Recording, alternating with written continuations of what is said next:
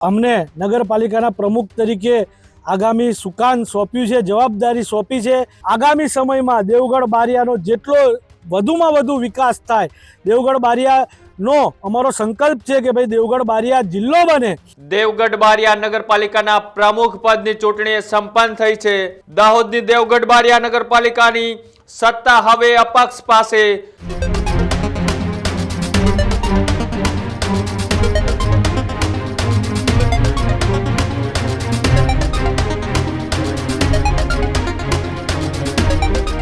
સમાચારોમાં આગળ વાત કરીએ મહત્વપૂર્ણ સમાચારની। સમાચાર દાહોદથી સામે આવી રહ્યા છે કે જ્યાં દાહોદની દેવગઢ બારિયા નગરપાલિકાને લઈ મહત્વપૂર્ણ સમાચાર। દેવગઢ બારિયા નગરપાલિકાના પ્રમુખ પદની ચૂંટણી સંપન્ન થઈ છે। દેવગઢ બારિયા નગરપાલિકાના પ્રમુખની ચૂંટણીમાં ભાજપે સત્તા ગુમાવી છે। નગરપાલિકાના પ્રમુખ પદે ભાજપના સસ્પેન્ડ સભ્ય નેલ સોનીની વરણી થઈ। દાહોદની દેવગઢ બારિયા નગરપાલિકાની સત્તા હવે અપક્ષ પાસે। અપક્ષ ઉમેદવાર નેલ સોનીને 16 મત મળ્યા છે, જ્યારે પૂર્વ પ્રમુખ ધર્મેશ કલાલને માત્ર 8 મત મળ્યા છે। 17 ઓક્ટોબરે નેલ સોની તેમજ તેના સમર્થકોને સસ્પેન્ડ કર્યા હતા।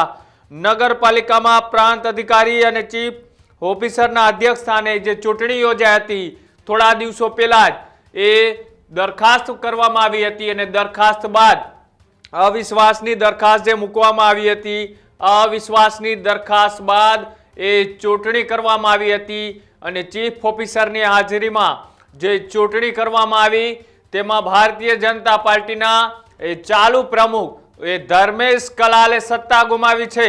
તેમની જગ્યાએ ભારતીય જનતા પાર્ટીએ જેમને સસ્પેન્ડ કર્યા હતા એ નેલ સોનીને 16 મત મળતા તેઓ હવે દેવગઢ બારિયા નગરપાલિકાના પ્રમુખ પદે તેમની વરણી થઈ છે। જે રીતના એ સમાચાર સામે આવી રહ્યા છે કે લાંબા સમયથી અહીંયા વહીવટદારનું શાસન હતું।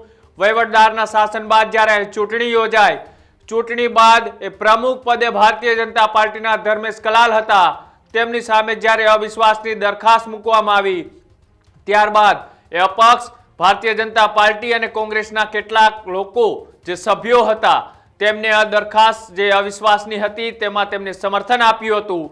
સમર્થન આપતાની સાથે ચીફ ઓફિસરે 15 દિવસનો સમય આપ્યો હતો અને ત્યારબાદ હવે ફરીથી ચૂંટણી યોજાય અને ચૂંટણી બાદ હવે સત્તા એ અપક્ષ પાસે ગઈ છે। ત્યારે આ ચૂંટણીમાં પ્રમુખ પદે નેલ સોનીની વરણી થતા ત્યાંથી શું પ્રતિક્રિયાઓ આવી, આવો તે પણ જોઈએ।